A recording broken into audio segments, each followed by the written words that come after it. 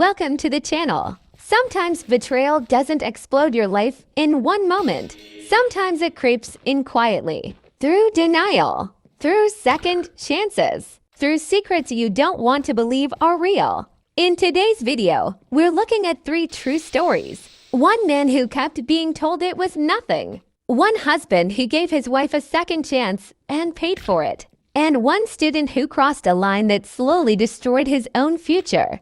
Each story hits differently, but they all leave you with the same question. When trust breaks, do you walk away or do you convince yourself to stay? Let's start with the first one. Story 1. She said it was nothing.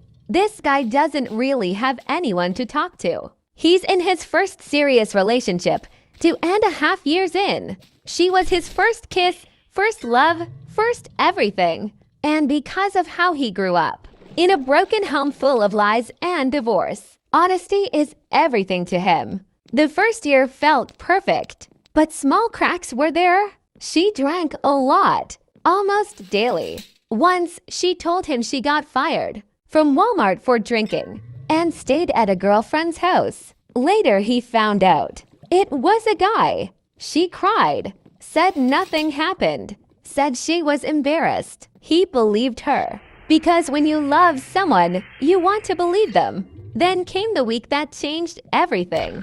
She started hanging out with a friend he absolutely hated. The kind of person who thrives on drama and chaos. He was overwhelmed that week, moving houses, juggling school and work. He tried texting her as much as he could, but she barely responded. Valentine's Day came. She barely talked to him. When she did, she was drunk. Then he received a photo from that friend, his girlfriend, with a guy he knew from school. He didn't confront her with the photo immediately. He asked casually what she'd been doing. She denied anything. The next day, he gave her the Valentine's gifts he couldn't give her the day before. They sat in his car. He asked again. She laughed it off. I just laid in his lap.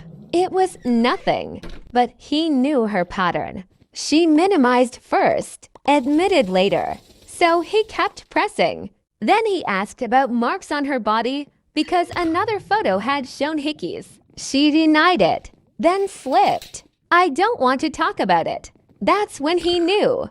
The next morning, when she was finally sober, she confessed. She slept with him. But even then, details kept changing. Truth came in fragments. He had to drag it out of her. She admitted she had lied about past partners too. Almost a year of dishonesty and covered in 24 hours. And here's the part that hurts the most. He didn't leave. She cried, said she loved only him, said she was drunk and regretted it. And he believed her. Or maybe he was just afraid to lose his first love. Now he lives in constant anxiety. Always wondering, what if everything is a lie? What if she's only staying because she feels guilty? What if I never really knew her? And the worst part, he feels completely alone. Sometimes you think giving someone another chance proves you're strong, but sometimes it just delays the inevitable. Which brings us to the second story. Story 2, Fool Me Twice. This one hits differently. He's 37. His wife is 38. They've been together since they were 14 and 15 years old. 3 kids. A lifetime built together. Last year, he discovered she was having an affair. It lasted 40 days. They slept together 4 times. When he found out, his world collapsed. He had panic attacks, anxiety, couldn't sleep. The only person who helped him through it, his best friend, the man he trusted more than anyone. They decided to reconcile. Couples therapy, transparency, slow rebuilding. By March, things were improving. By May, their relationship was better than it had been in a decade. They laughed again, spent time together, had a fun summer with their kids. Then she changed jobs, higher stress. She quit individual therapy, started pressuring him to quit couples therapy, pulled away emotionally. In November, she said she wasn't happy anymore, wanted to be alone. He told her one thing: if you want out, Just say so. But don't cheat again. She agreed.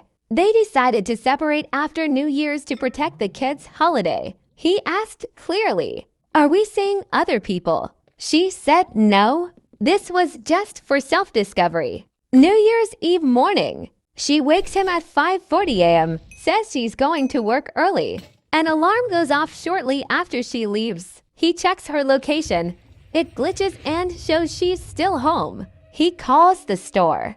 No answer. He drives there. Her car is in the parking lot. He assumes maybe she left her phone in the car and went to her old affair partner's place. Then he notices a black truck, fogged up windows. His heart sinks. He walks over, pulls out his phone, starts recording, rips open the door. It's not her old affair partner. It's his best friend, the man who held him together after the first affair, the man married to his wife's friend, the man whose kids played with his kids all summer. He said he died in that moment. He punched him, told his friend's wife. Now they're separated, heading toward divorce. She moved out. He kept the house, has majority custody. He says something that hits hard. She was a terrible wife, but she's still a good mother. And my only priority now is protecting my kids from the ugliness. And then the lesson.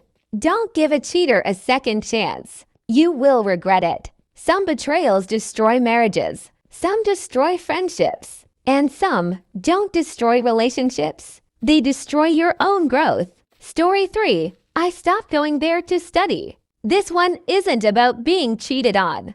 It's about crossing a line and losing yourself in the process. He was 27, restarting his education after dropping out years earlier, trying to rebuild his future. He joined a coaching center. The teacher also worked at a college and taught evening batches after long days. He and his friend both had a harmless crush on her. Eventually, the friend left. Now it was just him. She was often tired, would give him assignments and lie down on the sofa to rest. At first it was normal. Then familiarity grew. Silence, proximity, routine. One day, he tried waking her after finishing his work. She asked him to press her shoulders. That was the shift. Boundaries blurred. Professional became personal. And slowly, what started as admiration turned into physical involvement. It became regular, secret, routine, and addictive. Months passed. His grades didn't improve. His preparation stalled. He wasn't going there to study anymore. He was going for the feeling, for validation, for escape. One day he saw his mock test scores. No progress. Nearly a year wasted. That's when the guilt hit. Not just about the relationship, but about the lost time. He realized something painful. Sometimes you don't ruin your life in one big mistake. You pause it. And when you look up, everyone else has moved ahead. He eventually left the city and moved back with his parents to break the cycle. No drama, just distance. Because sometimes distance is the only way to stop yourself. In the first story, he keeps believing her. In the second, he gives her another chance. In the third, he keeps telling himself it's harmless, until reality forces the truth. So here's the real question. At what point do you stop forgiving and start protecting yourself? Let me know in the comments. And if you've ever ignored a red flag you shouldn't have, you're not alone. Thank you for watching. See you in the next video. 3 stories, 3 different betrayals, 1 common theme.